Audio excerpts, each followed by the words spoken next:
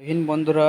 তো যারা যারা বিএসএফ ট্র্যাডিশনাল অ্যাপ্লিকেশন করেছো, যাদের ভুল হয়েছে অ্যাপ্লিকেশনে, কিছু ভুল হয়ে গেছে অ্যাপ্লিকেশনে করার সময়, তো তাদের জন্য ভিডিওটি। তো তোমাদের কারেকশন করার লিঙ্ক, বিএসএফ অফিসিয়াল ওয়েবসাইটের লিঙ্ক চলে এসেছে। লিঙ্ক অ্যাক্টিভ করা হয়েছে এবং তোমাদের কথা ছিল 24, 25, 26 তারিখে।